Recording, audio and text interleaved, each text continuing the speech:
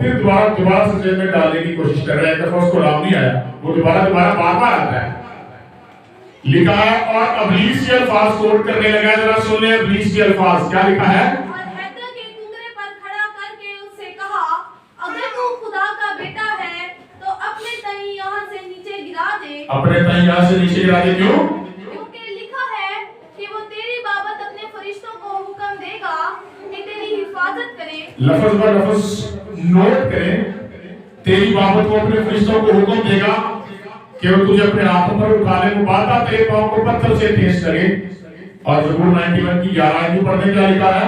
क्योंकि वो तेरी बाबत अपने फरिश्तों को हुक्म देगा हाँ जी, कि तेरी सब राहों में तेरी हिफाजत करे। हाँ जी, वो तुझे अपने हाथों पर उठा लेंगे ताकि ऐसा ना हो कि तेरे पाँव को पत्थर से ठेस लगे। हाँ जी, सुनाए कैसे उसने डिटो कॉपी किया कलाम को, वर्ड टू वर्ड पूरी बात उसने की है। उसने कहा इसको ये कलाम की बातें मेरे साथ करता है, मैं कलाम के जरिए से इसको फंसाने की कोशिश करता हूँ। सबसे पहले उसने कहा इन पत्थरों से क्या रोटियां बनते हैं। यूसुफ ने कलाम का हवाला दिया। तो जब इंसान कलाम पढ़ता है ना तो इसको पता फिर ये कलाम पढ़ने वाला बंदा इसको कलाम के जरिए से गुमराह करने की कोशिश करते हैं। तो फिर कलाम का हवाला लेके आ गया, ज़बूर 91 का हवाला लेकर आ गया। फिर यूसुफ से जाकर बात करने की कोशिश की और कहता है अपने ताई नीचे गिरा दे। ऐसा ज़बूर में लिखा है अपने ताई नीचे गिरा दे, नहीं लिखा हो। तो मैंने पहले भी बताया वो छोटी छोटी बात से जो है वो आपको फंसाने की कोशिश करता है। अगर खुदाश की किताब पढ़े, पिछले दिनों में मैं क्लास में सिखा रहा था तो वहां पर भी उसने एक बहुत बड़ा जो है वो चक्कर डाला था हवा को और फिर उसके बाद काफिर को। वहां पर भी उसने जो है वो एक बहुत बड़ा ब्लंडर मारा था। है तो बहुत छोटा लेकिन अगर हम देखें तो वो बहुत बड़ा है। खुदाश की किताब का तीसरा बाब निकाला जाएगा।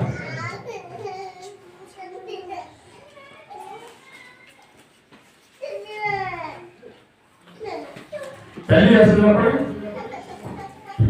और सांप कुल दशकी जानवरों से जिनको खुदा ने बनाया था चालाक था। इतना होशियार है कि उस वक्त खुदा ने कलाम तहरीरी सूरत में लिखवाया नहीं हुआ था। वो खुदा के मुंह की बातों को, खुदा के कलाम को सुन के कॉपी करता था। ये बात चेक करें। पढ़े जरा तीसरे बाब की पहली आयत से।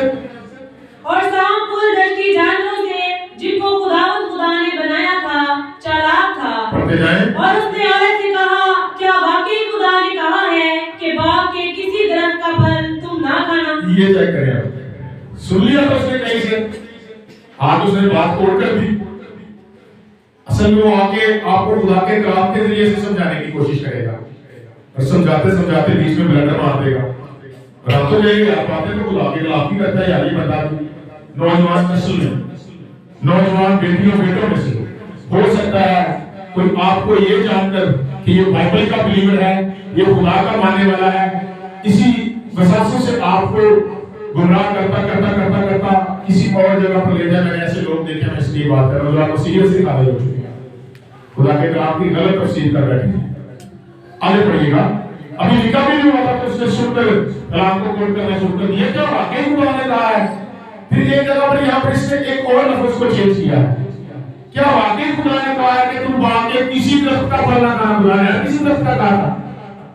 खुदा ने कितने दरख्त का कहा था जो बीच में उसका फल ना खाना। लेकिन उसकी चापलूसी चक्कर में कहता है क्या खुदा ने वाकई तुम्हें कहा कि बाग के किसी दरख्त का फल ना खाना ताकि अंदर की अच्छी बात रहे, जो सच्ची बात है वो जरा बाहर आए। तो फिर हमारे भाई की बात पढ़िएगा। औरत ने सांप से कहा कि बाग के दरख्तों का फल तो हम खाते हैं। वो बेचारी बोली थी तो उसने सारी बातें बयान करना शुरू कर दी। हाँ नहीं, सारे दरख्तों का खा सकते, एक का नहीं खा सकते। हो सकता है बीच को दरख्त को बताना हो। मैं अपने मफरूजे को पेश कर रहा हूँ। उसने दरख्त को जानना हो कि वो कौन सा दरख्त है। तो फिर हमारे बता दिया कि वो दरख्त है, वो फलाना दरख्त है। पढ़े क्या लिखा है। पर जो बाग के बीच का दरख्त है उसके फल की बाबत खुदा ने कहा है कि तुम ना तो उसे खाना। तो अब उसको पता चल चुका है वो सूफ को वो दरख्त कौन सा है। अब अगली बात ये कि उसने अप्रोच कर दिया उस दरख्त पर उनको पहुंचाने की, कि उनको पहुंचाना कैसे है। अब फिर वो चाल चला रहा है जी। दूसरी चाल सुनेगी क्या? तब सांप ने औरत से कहा कि तुम हरगिज ना मरोगे। नहीं, ऐसा नहीं होगा भाई, झूठ बोला तुम्हारे साथ खुदा ने, क्या हो गया? स्वर्ग से अबलीस की बात कर रहे हो? नहीं, इसका यही मतलब है ना, खुदा ने कहा कि तुम मरोगे। नहीं, ऐसा नहीं होगा, बल्कि क्या होगा? बल्कि खुदा जानता है कि जिस दिन तुम उसे खाओगे तुम्हारी आंखें खुल जाएंगी और तुम खुदा की मानद नेक व बद के जानने वाले बन जाओगे। किसके जानने वाले बन जाओगे? नेक व बद के जानने वाले बन जाओगे। इसी बात की तरह 22 आयत को पढ़े, इन बच्चों को बाइक ले रहे जी, पढ़े। और खुदा ने कहा, पहले इब्लीस ने क्या कहा कि तुम नेक व बद की पहचान में किसकी मानद बन जाओगे? खुदा की मानद बन जाओगे। अब खुदा क्या कहता है? और खुदा ने कहा, देखो इंसान नेक व बद की पहचान में हम में से एक ही मानद हो गया। आमीन। खुदा क्या कहता है? इंसान नेक व बद की पहचान में हम में से एक ही मानद। तो यार इब्लीस ने झूठ बोला। नेक होगा तो खुदा, बद होगा तो इब्लीस। लेकिन देखिए उसने तो यही कहा ना, तुम नेक व बद की पहचान में खुदा की मानद बन जाओगे। तो यहाँ पर खुदा भी कहता है कि ये तो नेक व बद की पहचान में इंसान हमारी मानद बन गया, यही मानद बन गया। तो इसका मतलब इब्लीस ने झूठ तो नहीं बोला था, इब्लीस सच बोल रहा है, बातें सच कर रहा है। क्यों तारक भाई? यही है ना, वो कह रहा है कि तुम नेक व बद की पहचान में खुदा की मानद बन जाओगे, और खुदा भी नहीं कहता है कि ये तो नेक व बद की पहचान में मेरी मानद हो गया इंसान। उसने वहां पे डंडी क्या मारी?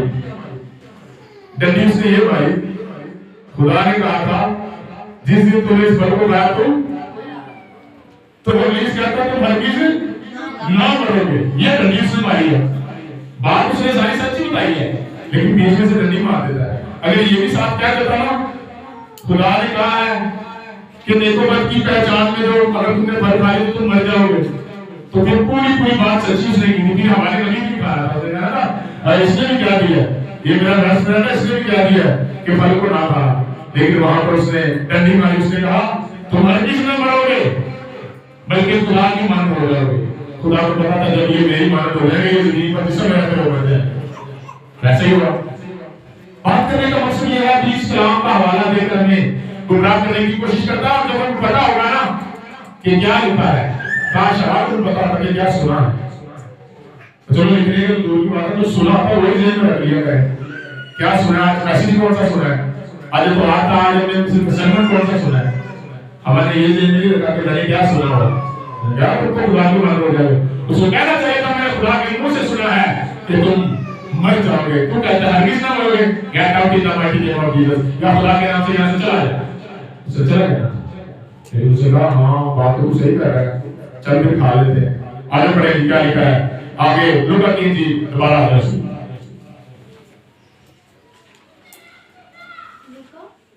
लूका 3 जी चौथे बाब को पढ़ रहे थे।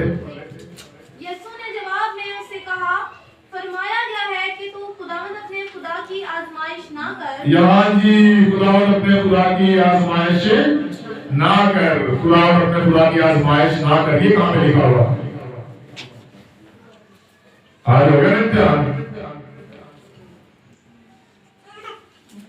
अस्सलाम की किताब निकाले, छठे बाब की 16 आयत। यीशु मसीह ने बता, यीशु मसीह को सारा पता है। यीशु मसीह पता नहीं कब बाइबल पढ़ते रहते थे, हमारे पास तो टाइम नहीं होता ना। यीशु मसीह पता नहीं कहाँ बाइबल पढ़ते रहते थे। जी पढ़ेगा। खुदावंद अपने खुदा को मत आजमाना। ये लिखा हुआ है, ये यीशु मसीह ने अस्सलाम की किताब के छठे बाब की 16 आयत में पढ़ी। जो लोग कहते हैं ना कि ये बाइबल मुकद्दस इंसानों ने हाथों से लिख दी है, उनको मैं बताना चाहता हूँ 2000 साल पहले यीशु मसीह ने अपने से 1500 साल पहले की बातें कोट की है। उसने कहा लिखा है खुदा अपने खुदा की आजमाइश ना कर, क्योंकि यीशु मसीह ने अस्सलाम की किताब के छठे बाब की 16 आयत को पढ़ा हुआ, हमने पढ़ा नहीं हुआ। आप आजमाइश में आ जाते हैं, हम कहते हैं खुदा को आजमाए।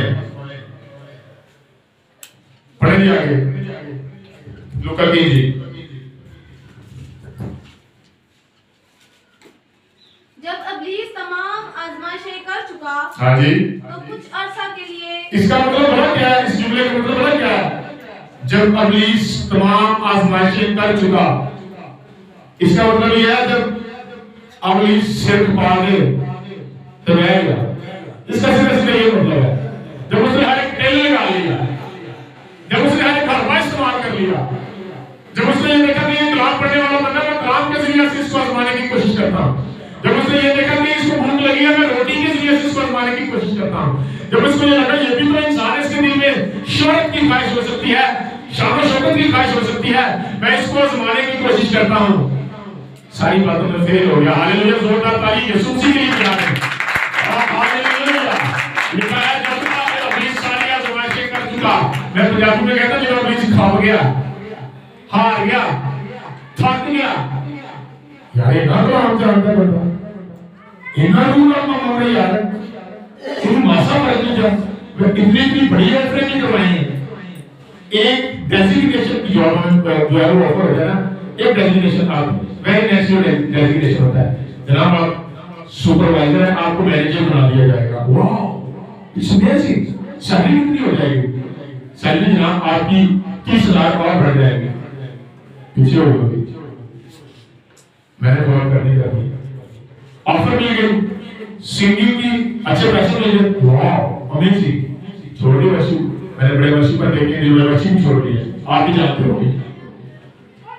तो पैसे ज्यादा मिल रहे हैं भाई, कोई बात नहीं, खुदा ने गला दिया होगा, मैं मना नहीं करता इन बातों से, लेकिन मैं कहता हूं जब आप खुदावंद की कोशिश करते हैं, जब आप उसको छोड़कर किसी दूसरी जानब जाते हैं, तो लूका की इंजील का ये एक नवाज आपके ऊपर कोड हो जाता है। ये दुनिया की सारी शाबाश तो मुझे दी गई है, बस मुझे सजदा कर रहा है, ये वही बात है।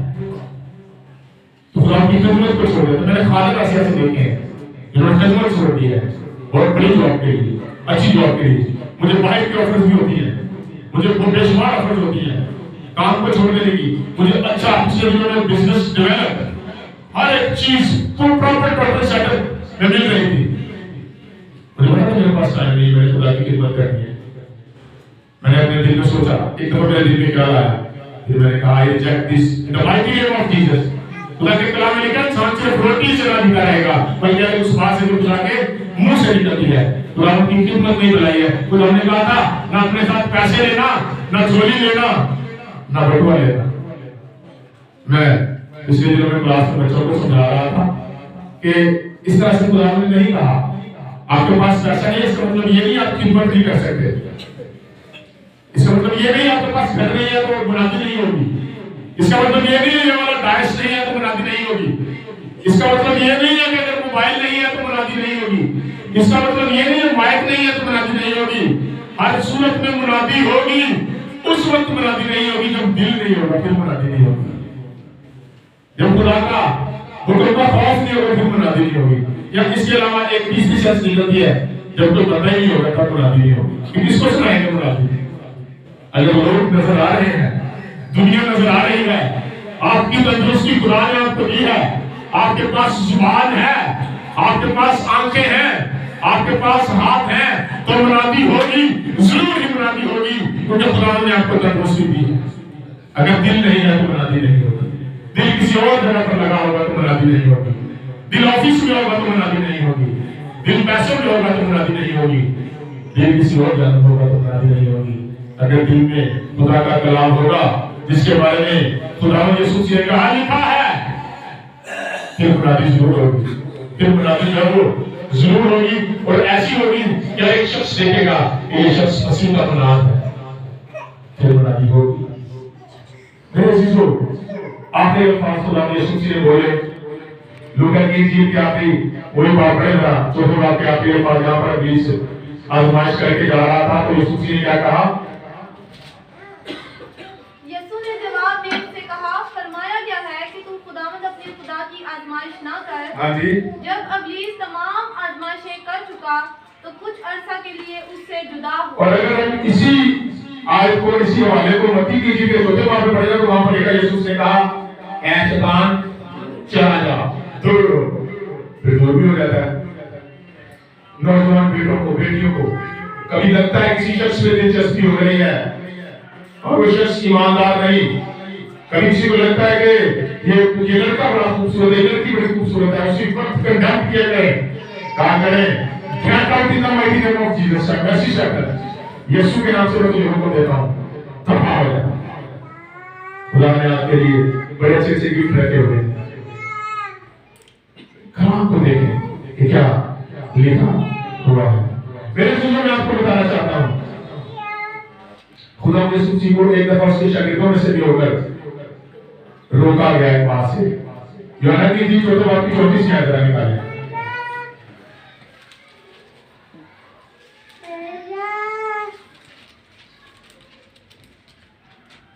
पढ़िएगा।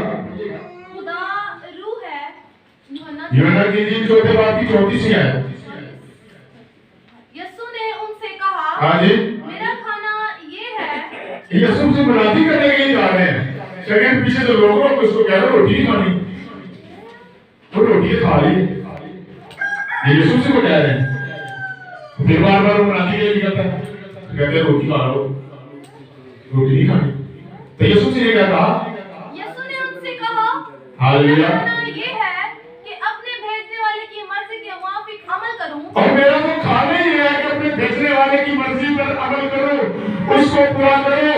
मेरा रोटी, मेरा खाना, मेरा पीना, मेरा उठना, मेरा जागना, सोना, हर एक बात उसकी फरमाबरदारी में है, क्योंकि लिखा हुआ है। हालेलुया, क्योंकि लिखा हुआ है। पढ़ाई नहीं क्या लिखा हुआ है, तो फिर रोटी के लिए कोई आवाज देगा तो रोटी के लिए जाएंगे, वलीमे के ऊपर अपने कपड़े भी खराब कर लेंगे, इतनी रोटी खाएंगे तो बस रोटी के रोटी रह जाएंगे, नए कपड़े भी बर्बाद कर लेंगे, इतनी रोटी खाएंगे। बाद लोग इतना खाना खाते हैं, इतना खाना खाते हैं, उनका ज़हन ही काम करना छोड़ देता है। कितना खाना खाते हैं लोग। मैं आपको ये बात फलसफे की बात बताना चाहता हूँ। मेडिकल भी कहती है खाना भूख से थोड़ा सा कम खाना चाहिए। आपके दिमाग की सारी नसें फूल जाती है, अपना खाना खा लेते हैं और फिर बाद में सोचा ही नहीं जाता तो सोचना क्या था। ना खुदा का कलाम याद रहता है, कलाम में भी लिखा हुआ है। मैं हवा में बातें नहीं कर रहा, रसूल ने ये बात कोट की है। मैं खाने पीने के लिए तुम्हारे घर नहीं है, क्योंकि बाहर से तो वैसे खाकर सुस्ती का गुजारा करते हैं, वहीं पर लेट जाते हैं। इसका मतलब रोटी इंसान को जो है वो किसी और तरफ लेके जाती है। सोई पैसे मैं इस्तेमाल नहीं करना चाहता। अगर बहुत ज्यादा रोटी खाने वाले हैं, इस बात पर फोकस है। मैं आपकी रोटी बंद नहीं कर रहा, मैं सिर्फ बताना चाहता हूँ कि इससे जो है वो आपके दिमाग पे जो है इफेक्ट होता है बहुत ज्यादा खाने से। यीशु जी को भी मेरे शरीर यही कह रहे थे, हाँ रोटी पहले खाई बनाती होती रहेगी। ना अरे ये खाना होगा जो मेरे बाप ने मुझे भेजा जिस काम के करने के लिए, मैं वो काम करूँ। उसके बाद जी मैं जरा हमारे कोई नहीं करूँगा। आखिरी बात करके उन बेटियों बहनों के लिए जिनका शादियों में बहुत ज्यादा रुझान रहता है, जिनका दिल करता है इवेंट्स अटेंड करें, जिनका दिल करता है बस मैंने कपड़े नए हुए तो फिर मैंने जो है वो जाना है, अगर ना हो तो मैंने जाने का ही नहीं है, और वगैरह वगैरह। देखिए कलाम लिखा है खुदा सादा दिलों के नजदीक है। इस बात को जो अपने जेब में रखा करें। हिसाब की किताब निकाले, इसमें भी कुछ लिखा हुआ है। आज से पूरा मैसेज आप याद रखते हैं कि ना याद रखते हैं, लेकिन सिर्फ इतनी बात ही जरूर याद रख लें जो मिसाइल की किताब के दूसरे बार की 6वीं आयत पढ़ने लगे हैं। मैं बड़ी खास बात आपके साथ करने लगा हूँ। इवेंट्स को ज्यादा से ज्यादा अटेंड करने वाले लोग जो है सीख लें, सुन लें, और फिर हम सुनेंगे जरूर।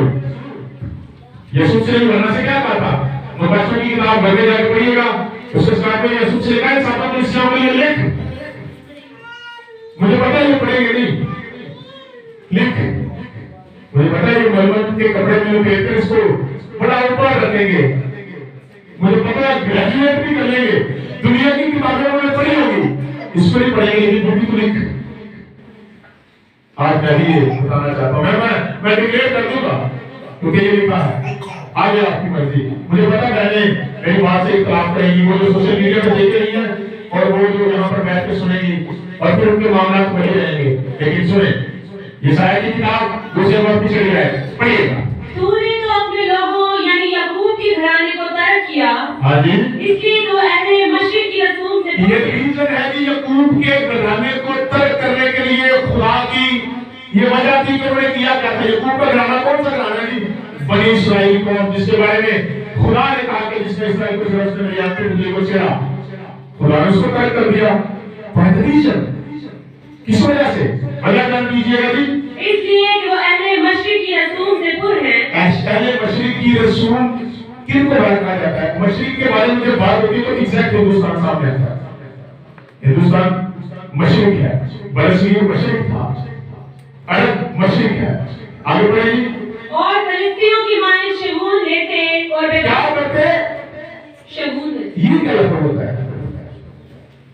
शगुन क्या होता है? जिसको हम कहते हैं तो कोई गाली पादरी अपनी मार देने शगुन गाली होती है। अभी मैं मेरी बात के साथ आपको बात करेंगे। ये बात कोई करती है, हमारी बुजुर्ग ये बात कोई करती है, हमारी बड़ी माएँ ये बात कोई करती है। वो कोई गाल नहीं, कहना मैं कलाम नहीं पहले दी, अशगन देने कर नहीं पहले। अहले मशरिक की रसूमात से मेरा दिल बेजार है, इसलिए मैं ये शगुन निकालते हैं। वो शगुन कौन से हैं?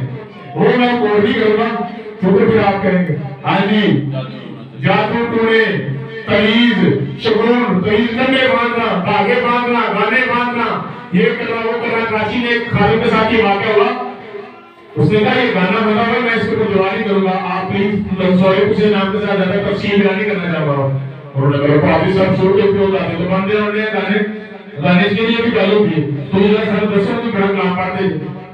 कच्चा गाना था, उसने बोला, उसने तोड़ा वहां पे बोल दिया, उसने चारपाई का पाया था उसको, उसने तोड़ा। सजा वहां क्या करता था, वहां उसमें से निकले 7 दाने गंदम के। ठीक है, एक बुजुर्ग बीच में से मां की बोली, एक ही जिंदा कटे, मतलब वो थोड़े ही पीछे क्या थी। हिंदू लोग अपने बच्चों को उस 7 गंदम के दानों में गाना बांध कर जो है वो भेजते थे ताकि रिज़्क की देवी के साथ जाए, ताकि इनका रिज़्क खत्म ना हो। बेशक हमें इन बातों का इतना डीपली नहीं पता, बांध लेते हैं, नॉट अभी भी आज का गाना भी ऐसा नहीं है। लेकिन मेरे चीजों में आपको बताना चाहता हूँ, खुदा का दिल बेजार होता है इन बातों से। मुकद्दस शादियां, बिब्लिकल शादियां, खुदा की तमजीद के साथ शादियां करें, दुआ के साथ शादियां करें, इबादत के साथ शादियां करें, खुदा खुश होगा। बजाय कि हम शगुन निकाले पड़े क्या लिखा है? और बेगानों की औलाद के साथ हाथ पर हाथ मारते हैं। बेगानों की औलाद के साथ हाथ पे हाथ मारते हैं। बेगानों की औलाद कौन है बताएं? हिंदुइज्म। अब सॉरी से मैं जो मेरी बात सुन रहा है, मैं सीधी सीधी बात कर रहा हूँ। आप किसके बेटे बेटी हैं? खुदा ने आपको बाइबल में उसने कबूल किया, मैं नहीं कह रहा, आपको कहा जिन्होंने उसे कबूल किया, किससे कबूल किया? यीशु मसीह को कबूल किया। उसको उसने किसके फर्जंद बनने का कोशा? खुदा के फर्जंद बनने का कोशा। वो जो देवताओं को पूछते हैं उनको उनकी औलाद कहा जाता है। मैं कोई करके बता सकता हूँ, यीशु मसीह कहा सांप के बच्चों, ऐसे ही कहा था। असल में वो काम सांप कैसे करते थे, इसलिए उसकी नस्ल कहलाते थे। तो खुदा फरमाता है ये बेगाना है, ये जादूगरों के बच्चों के साथ हाथ पर हाथ मारते हैं। अगर हमें ये पता होता कि ये लिखा हुआ है यशायाह की किताब के दूसरे बाब की 6वीं आयत में ये लिखा हुआ है, तो हम जान जाते कि हम ऐसा नहीं करना। मुझे टीवी लगाई है, करेगी मैं भाग गया था घर से, मुझे कहा गया करेगी मेरे सामने सारे गवाह हैं, नहीं की आप करें, मैं आपको मना नहीं करता। कौन आया हो तो मेहंदी के ऊपर प्रवेश कर रहा था, मेरा अपना है नहीं। एक खाना आया हुआ था, पादी साहब आए होते, आए थे, उन्होंने क्या किया, मुझे मेहंदी लगाई, उन्होंने खुदा का कलाम सुनाया, इसलिए कि मुझे पता था लिखा है मैं अहले मशरिक की रसूमात से जो शगुन निकालते हैं, मेरा दिल बेजार है। मेरा दिल का मैंने कहा मैं खुदावंद के हुजूर में ऐसा काम नहीं करूंगा। मैं देखिए मैं इससे मना नहीं कर रहा, मैं सिर्फ बताना चाहता हूँ अगर किसी को खुदा का रूप आता है तो जरूर इन बातों के ऊपर फोकस किया करें। हमें खुदा का रूप आता ही नहीं है, हम क्या करें?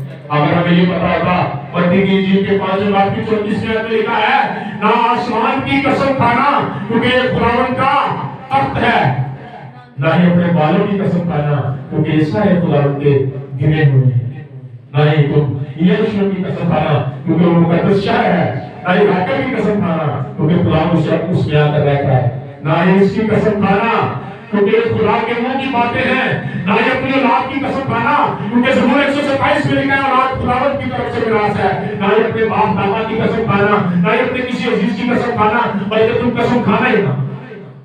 लेकिन आज भूलते जा रहे हैं। इसलिए जब भूल गए हैं कि क्या लिखा है और कहाँ लिखा है, लिखा है जब यीशु से रिकॉर्ड कर दिया, मैंने एक पास्टर साहब का पूरा चैप्टर इसके ऊपर लिखा हुआ पढ़ा है, मैं आपको सुना सकता हूँ।